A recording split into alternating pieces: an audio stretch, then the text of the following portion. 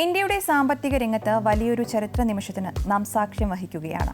2026 July 15 മുതൽ ഇന്ത്യയും യുകെയും തമ്മിലുള്ള പുതിയ സമഗ്ര സാമ്പത്തിക വ്യാപാര കരാർ ഔദ്യോഗികമായി നിലവിൽ വന്നു. ഇന്ത്യ യുഎഇയുമായി ഒപ്പുവച്ച കരാറിന് ശേഷം ഒരു വികസിത രാജ്യവുമായി നടത്തുന്ന ഏറ്റവും വലിയ വ്യാപാര ഇടപാടാണിത്. വെറുമൊരു നികുതി കുറയ്ക്കൽ മാത്രമല്ല ഈ കരാർ. ഉൽപ്പന്നങ്ങൾ, സേവനങ്ങൾ, നിക്ഷേപങ്ങൾ, ഡിജിറ്റൽ വ്യാപാരം, തൊഴിൽ മേഖലകൾ എന്നിവയിലെല്ലാം ഇരു രാജ്യങ്ങളും കൈകോർക്കുന്ന ഒരു മഹാസഖ്യമാണ് ഇത്. എന്തുകൊണ്ട് ഈ കരാർ? ഇന്ത്യയും ബ്രിട്ടനും തമ്മിൽ പണ്ടേ മികച്ച സൗഹൃദവും വിദ്യാഭ്യാസ, സാമ്പത്തിക ബന്ധങ്ങളും ഉണ്ടെങ്കിലും വ്യാപാര മേഖലയിൽ അതിന്റെ പൂർണ്ണമായ സാധ്യതകൾ ഉപയോഗപ്പെടുത്തുവാൻ കഴിഞ്ഞിരുന്നില്ല.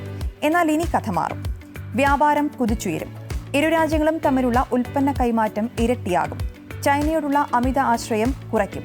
ആഗോള വിപണിയിൽ ചൈനയ്ക്ക് മേലുള്ള ആശ്രയം കുറച്ച് വിതരണ ശൃംഖലകൾ കൂടുതൽ സുരക്ഷിതമാക്കുവാൻ ഇത് സഹായിക്കും. തൊഴിലവസരങ്ങൾ പെരുകും.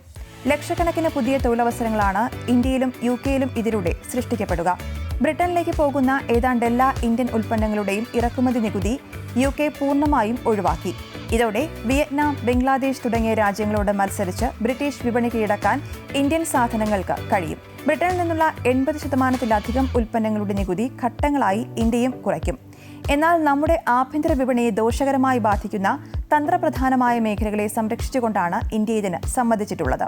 ലോകത്തിലെ ഏറ്റവും വേഗത്തിൽ വളരുന്ന ഇന്ത്യൻ വിപണിയിലേക്ക് ബ്രിട്ടീഷ് കമ്പനികൾക്കും വഴി തുറക്കുകയാണ്. യുകെയിലെ പ്രശസ്തമായ സ്കോച്ച് വിസ്കി, ലക്ഷറി കാറുകൾ, പ്രീമിയം ഫാഷൻ ബ്രാൻഡുകൾ, അത്യാധുനിക മെഡിക്കൽ ഉപകരണങ്ങൾ എന്നിവ ഇനി കുറഞ്ഞ നികുതിയിൽ ഇന്ത്യൻ വിപണിയിലെത്തും. പലരും കരുതുന്നത് പോലെ ഈ കരാർ യുകെയിലേക്ക് പുതിയ കുടിയേറ്റ മാർഗങ്ങൾ തുറക്കുന്നില്ല. പകരം കമ്പനികൾക്ക് അവരുടെ ജീവനക്കാരെ താൽക്കാലിക ബിസിനസ് ആവശ്യങ്ങൾക്കായി ലളിതമായ നിയമങ്ങളിലൂടെ ബ്രിട്ടനിലേക്ക് അയക്കാൻ സാധിക്കും. നമ്മുടെ കേരളത്തിന് ഇതിൽ എന്തുണ്ട്? കേരള സുഗന്ധവ്യഞ്ജനങ്ങൾ, കുരുമുളക്, ഏലം, മഞ്ഞൾ എന്നിവയ്ക്ക് ബ്രിട്ടനിൽ മികച്ച മാർക്കറ്റ് ലഭിക്കും. കൂടുതൽ വിഭവങ്ങൾ.